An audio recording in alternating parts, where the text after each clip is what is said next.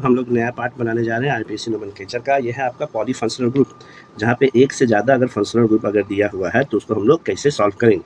तो उसके लिए लगता है priority table of functional group of organic chemistry. तो ये आपका देख सकते हैं प्रायोरिटी टेबल, तो इसमें जो रैंक है वो है एसिड, उसके बाद है एसिड एनहाइड्राइड, फिर एस्टर, उसके बाद देखिए एसिड हेलाइड, उसके बाद है एमाइड, फिर नाइट्राइल, राइसो, फिर एल्डिहाइड और कीटोन, अल्कोहल। तो अल्कोहल और कीटोन में अल्कोहल और कीटोन में कीटोन का जो नंबर है वो पहले रहेगा, फिर अल्कोहल एमीन है तो अल्कोहल का जो नंबर करेंगे वो अल्कोहल का पहले रहेगा, फिर एमीन। तो उसी तरह से करते करते आप देखिएगा डबल और ट्रिपल बॉन्ड में डबल बॉन्ड को पहले नंबर देना है, फिर ट्रिपल बॉन्ड को। तो उसी तरह से लास्ट में जो है रेडिकल, तो सबसे कम रैंक है वो है आपका एसिड का और सबसे हाईएस्ट जो रैंक है वो है रेडिकल्स में अल्काइल ग्रुप। तो बच्चों देख सकते हो कि ये आपके सामने एक पॉलीफंक्शनल ग्रुप है, इसमें एक फंक्शनल ग्रुप से ज़्यादा है। उसको कैसे करोगे, तो सबसे पहले पहचानोगे कि कौन कौन सा फंक्शनल ग्रुप है। तो ये देख सकते हो एसिड है और ये वाला है कीटोन। तो उसके बाद क्या करना है, पहचानने के बाद नंबर देना है जिसका सबसे कम रैंक है।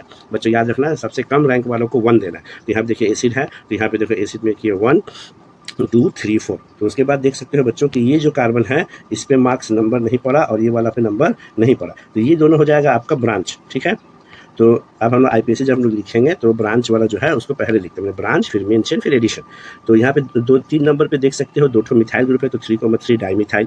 उसके बाद मेन चेन, तो मेन चेन में 4 कार्बन है, 4 कार्बन वाला कौन सा अल्केन, उसको कहते हैं हम लोग ब्यूटेन। उसमें देखो 2 नंबर पे CO है, तो ब्यूटेन का ई हट के वहाँ पे 2 नंबर पे आएगा ONE, ओन, कहा कि जो हम लोग बाद वाला जो यूज करते हैं टर्म कीटोन के लिए ONE है। उसके बाद 1 नंबर में एसिड है, तो एसिड के लिए ओइक एसिड यूज होगा, तो ई जो हट के वहाँ पे आ जाएगा ओइक एसिड, कहा कि O जो है वो भावेल है।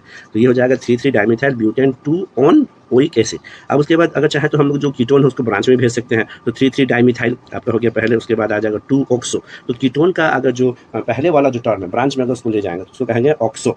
उसके बाद मेंशन ब्यूटेन, ये हट के ओइक एसिड, तो 3,3 डाइमिथाइल 2 ऑक्सो ब्यूटानोइक एसिड भी हम लोग यूज कर सकते हैं। ठीक है, तो ये हो गया आपका polyfunctional group, all the best. उसके बाद देख सकते हैं और एक एग्जाम्पल देखा, यहाँ देखिए मेन चेन में 3 कार्बन, ताकि एल्डिहाइड का जो प्रायोरिटी है वो अल्कोहल से पहले, इसलिए एल्डिहाइड पे 1 दिए। 2 नंबर पे OH है और CH3 ग्रुप है, तो ऑब्वियसली मिथाइल और हाइड्रोक्सी, तो हाइड्रोक्सी तो पहले H से स्टार्ट हो रहा है, मिथाइल M से चालू होता है, तो ब्रांचिंग जो है वो अल्फाबेटिकल ऑर्डर में होगा। तो इसका हो जाएगा 2 हाइड्रोक्सी, H पहले आता है M से, उसके बाद 2 मिथाइल, मेन चेन में 3 कार्बन तो प्रोपेन, फिर E हट के AL प्रोपेनल, या फिर इसको हम लोग मेन चेन में भी भेज सकते हैं हाइड्रोक्सी ग्रुप को। तो 2 मिथाइल हो जाएगा, प्रोपेन हो गया, 2 पे ON हो गया, फिर अल, तो ये हो जाएगा। अब यहाँ पे देखिए एस्टर वाला को अगर हम समझाएं तो यहाँ पे देखिएगा ये एस्टर फंक्शनल ग्रुप है, ये आपका हेलाइड, तो ऑब्वियसली एस्टर का प्रायोरिटी टेबल में पहले है। ठीक है, तो ये बात हमको याद रखना है। उसके बाद यहाँ पे आप देख सकते हैं कि ये जो आपका नंबर देना है कहाँ से, एस्टर से। उसके बाद चूंकि एस्टर में मिथाइल पहले यूज होता है इसलिए मिथाइल लिख के उसके बाद देखेंगे 2 ब्रोमो, उसके बाद मेन चेन इथेन, उसके बाद ई हट के OATE, तो मिथाइल 2 ब्रोमो इथेनॉल। और उसके बाद यहाँ पे बच्चों देख सकते हो 2 फंक्शनल ग्रुप है, एक है एसिड हेलाइड, एक है आपका एसिड हेलाइड और एक तो है ईथर।